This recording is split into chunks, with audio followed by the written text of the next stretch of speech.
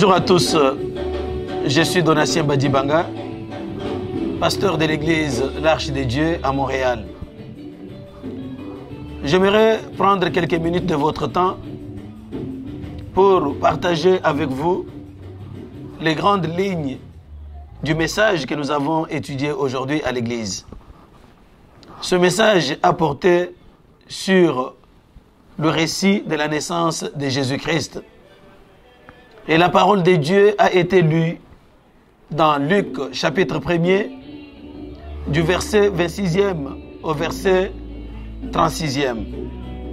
Dans ce passage, la Bible nous raconte qu'un jour, une jeune dame du nom de Marie a reçu la visite de l'ange Gabriel qui est venu lui annoncer qu'elle allait tomber enceinte et qu'elle allait donner naissance à un garçon. Cette jeune dame a alors posé la question suivante à l'ange. Comment cela sera-t-il possible car je ne connais pas d'homme? Et l'ange lui a dit, le Saint-Esprit viendra sur toi, la puissance du Très-Haut te couvrira de son ombre et tu deviendras enceinte. Puis l'ange a ajouté, je vais t'informer aussi que ta cousine, Élisabeth, qui était appelée stérile par tous, est aussi enceinte d'un garçon depuis 6 mois, car rien n'est impossible à Dieu. Ce récit nous enseigne 2 leçons spirituelles importantes que j'aimerais bien fixer dans votre esprit ce matin. Première leçon, rien n'est impossible à Dieu. Je répète, rien n'est impossible à Dieu. Je répète encore, rien n'est impossible à Dieu. Dans le passage que nous avons lu, Marie demande à l'ange, vous me dites que je vais avoir un fils, mais moi, je n'ai point connu d'homme. Je n'ai jamais eu de relation avec un homme. Et je sais pertinemment dans ma tête que pour avoir un enfant, il faut qu'il y ait un croisement d'un homme avec une femme. Or, dans mon cas, ce n'est pas cela. Alors dites-moi, monsieur l'ange, comment cela se fera-t-il? L'ange a dit à Marie, ne vous en faites pas, rien n'est impossible à Dieu. Et il lui a ajouté, même ta cousine Élisabeth, que tout le monde appelait stérile, dont tout le monde avait changé de nom, au lieu de l'appeler Élisabeth, femme de Zacharie, tout le monde l'identifiait en l'appelant Élisabeth la stérile. Et je t'informe que rien n'étant pas impossible à Dieu, celle qui était appelée stérile est aujourd'hui enceinte et elle attend famille depuis 6 mois. À toi aussi mon frère, à toi aussi ma sœur, je vais te rappeler les limites de cette question de Marie. Il t'arrive aussi souvent de te poser la question, comment est-ce que cela va être possible dans ma vie? Je suis malade, les médecins m'ont dit que je vais mourir et vous me dites que je vais guérir. Comment est-ce que cela va être possible? Je suis en trouble dans mon foyer. Mon épouse, ma femme, a déjà fait ses valises et elle est en route pour partir. Elle a dit qu'elle ne reviendra pas sur sa décision. Et toi, tu me dis que Dieu va agir. Comment est-ce que cela va être possible? Je vais te répondre, mon frère, ma soeur, à la lumière des textes bibliques que nous venons de lire, que Dieu est capable de tout faire. Dieu est capable de tout accomplir dans la vie d'une personne. Et que tout ce qui est impossible à l'homme est possible à Dieu. La tradition juive raconte qu'un jour, Abraham est allé voir Dieu. Et il lui a dit, maître de l'univers, j'ai fait examiner ma condition par les astrologues de mon temps. Et j'ouvre la parenthèse pour vous dire qu'à l'époque d'Abraham, l'astrologie, c'était comme la fine pointe de la technologie. Alors, il dit, j'ai fait examiner ma situation auprès des astrologues de mon temps et tout donne à croire que je ne pourrai jamais, moi et Sarah, avoir un enfant. Et Dieu lui a dit, oublie ton astrologie. Humainement parlant, il y a des choses qui sont impossibles à l'homme, mais lorsque Dieu entre dans les décors, ces choses deviennent possibles. Je vais vous donner un exemple. Humainement parlant, une femme ne peut pas concevoir si elle n'a pas eu de relation avec un homme. Mais dès que Dieu se mêle dans le décor, cela devient possible. C'est la raison pour laquelle Marie, malgré qu'elle n'avait pas connu un homme, elle a réussi tout de même à avoir un enfant. Humainement parlant, un homme mort et enseveli depuis plusieurs jours ne peut jamais revenir à la vie. La science va nous dire que toutes les cellules, tous les organes ont cessé de fonctionner. Mais lorsque Dieu se mêle dans ce décor, cela devient possible. C'est pourquoi, quand Jésus s'est présenté à la tombe de Lazare, il a crié, Lazare qui était inhumé depuis 4 jours est revenu à la vie. Tout est possible à Dieu. Humainement parlant, un homme ne peut jamais marcher sur l'eau. Mais quand Dieu entre dans le décor, cela devient possible. Souvenez-vous de l'histoire de Jésus qui a marché sur la mer de Galilée et qui a même ordonné aussi à Pierre de marcher sur la même mer et Pierre a aussi marché. Il faut donc faire confiance à Dieu car il est le Seigneur de l'impossible. Donc avec lui, l'impossible peut devenir possible. Je vais vous dire mon frère, ma soeur, que dans la vie de tous les jours, le niveau de notre confiance à quelqu'un dépend de la capacité de ce quelqu'un-là à résoudre un problème donné. À titre d'exemple, tu ne prendras jamais le risque d'aller donner ta bouche à un plombier pour qu'il t'arrache une dent. Pour la simple raison que tu sais que le plombier n'a pas la capacité, n'a pas la qualification pour arracher la dent. Mais tu le feras avec plaisir si tu entrais dans un cabinet d'un dentiste. Hébreux chapitre 6 nous dit que toute personne qui veut faire affaire avec Dieu doit savoir 2 choses. 1, il doit savoir que Dieu existe. Et 2, il doit savoir que Dieu est le rémunérateur, le pourvoyeur de ceux qui le cherchent. Dans Hébreux chapitre 13, la Bible nous dit que Jésus-Christ est le même hier, qu'il est le même aujourd'hui, qu'il est le même éternellement. Donc, si il a converti l'impossible en possible pour Abraham, il est capable de convertir aujourd'hui dans votre vie ce que vous appelez impossible en possible. S'il a converti l'impossible en possible dans la vie de Lazare, il est capable d'intervenir dans votre vie et de convertir ce qui est impossible pour vous à devenir possible. Tout ce que vous devez faire, mon frère, ma soeur, vous devez seulement croire. Deuxième leçon, Dieu est fidèle. Dieu est fidèle. Dieu est fidèle. On dit de quelqu'un qu'il est fidèle lorsqu'il est capable de tenir à ses engagements. Dans Ésaïe chapitre 7, verset 14, la Bible nous dit qu'une vierge concevra, elle enfantera un fils et elle lui donnera le nom d'Emmanuel. Et 8 siècles après, la parole de Dieu s'est accomplie parce que Dieu est fidèle. Une vierge a conçu, une vierge a donné naissance à un enfant et cet enfant a été appelé Jésus-Christ. J'ouvre une parenthèse pour vous dire que la naissance virginale de Jésus-Christ, c'est un enseignement important pour l'histoire de l'humanité. Si Jésus n'était pas né par une vierge, il ne serait pas non plus mort et ressuscité. Parce que la mort est entrée dans le décor de l'humanité à cause du péché d'Adam et Ève. Et quiconque est né du croisement d'un homme avec une femme, il porte en lui la sémence d'Adam et Ève. Non seulement il porte la sémence pécheresse, mais il porte aussi en lui la mort. Or, Jésus-Christ est né en dehors de toute relation homme-femme.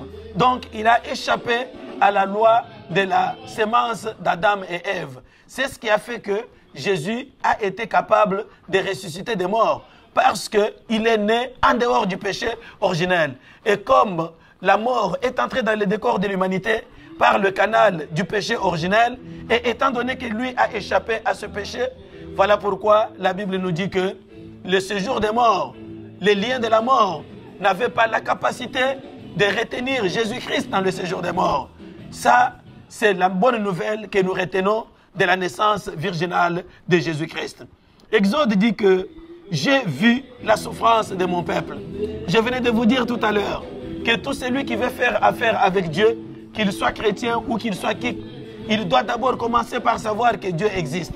Et lorsque vous savez que Dieu existe, ce n'est pas qu'il existe en tant qu'une idée vague, mais il existe en tant qu'une personne qui voit, une personne qui entend, une personne capable d'intervenir dans la vie de quelqu'un, une personne capable d'agir. C'est ce que nous voyons de l'épisode où Dieu est allé rencontrer Moïse sur le flanc du mont Horeb et il lui a dit que j'ai vu la souffrance de mon peuple, je suis descendu pour pouvoir le délivrer.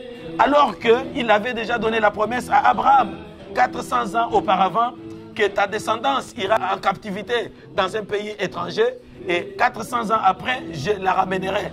Parce que Dieu est fidèle, il a tenu à sa promesse. Ce n'est pas le nombre de siècles qui ont anéanti sa fidélité. Dieu est fidèle, mon frère. Dieu est fidèle, ma soeur. Retenez-le très bien et c'est ce que je vais vous dire aujourd'hui.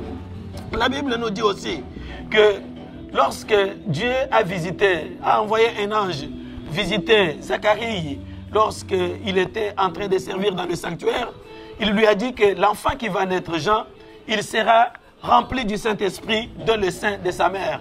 C'est une promesse qu'il a donnée. Étant donné que Dieu est fidèle, vérifions comment cette promesse s'est accomplie dans, dans la vie des gens.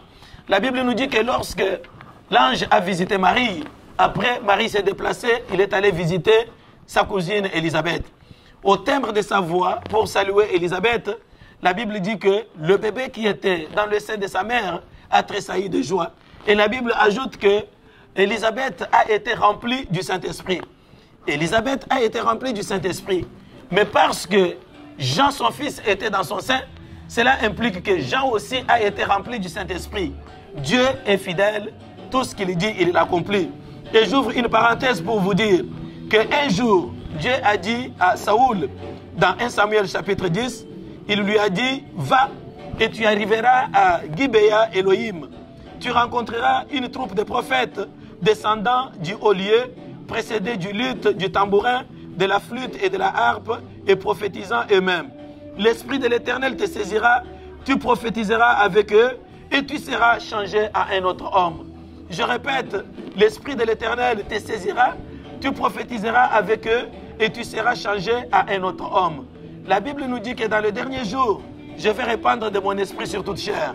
Mon frère, ma soeur, si tu n'as pas en toi l'Esprit de Dieu, tu ne peux pas être changé à un autre homme. Si tu n'as pas en toi l'Esprit de Dieu, tu ne peux pas devenir une nouvelle créature. Si tu n'as pas en toi l'Esprit de Dieu, tu ne peux pas fuir le péché. Peut-être que jour après jour, tu te bats avec le péché. Tu fais des efforts pour dominer sur le péché et tu ne parviens pas. C'est parce que la bataille est au-dessus de tes forces.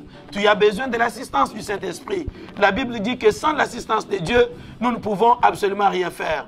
Tu es un chrétien, tu es fidèle. La Bible dit que si quelqu'un manque l'esprit, il faut qu'il le demande. Demande à Dieu. Et si ton père est capable de te donner un pain, est capable de te donner un pain au lieu de te donner une pierre, s'il est capable de te donner un poisson au lieu de te donner un serpent, notre Dieu est capable de te donner son Saint-Esprit, de te remplir même du Saint-Esprit si tu lui as fait la demande.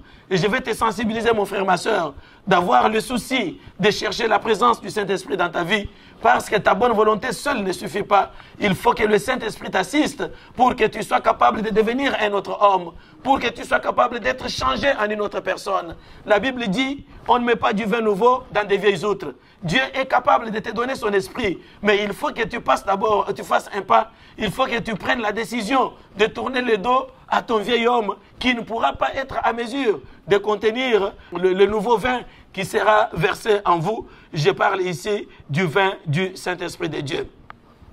Il faut faire un effort, mon frère, ma soeur, pour éviter les erreurs que beaucoup de chrétiens commettent aujourd'hui, de s'imaginer que les bruits représentent le Saint-Esprit. Non, les bruits sont des bruits des eaux. Souvenez-vous de l'épisode de Ézéchiel dans la vallée des ossements.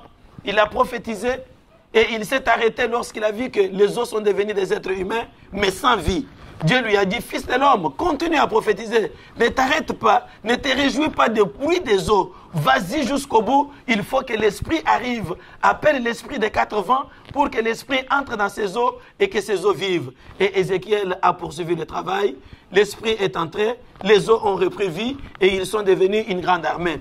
Toi aussi, tu peux faire partie de l'armée de l'Éternel aujourd'hui et Dieu compte sur toi, mais à une condition. À condition que tu ne te contentes pas des bruits des eaux, que tu invoques, que tu cherches avec ton cœur tout entier, que le Saint-Esprit de Dieu entre en toi pour t'animer, pour te donner une nouvelle vie, pour te donner une nouvelle direction, et tu seras effectivement quelqu'un qui pourra trouver grâce aux yeux de Dieu.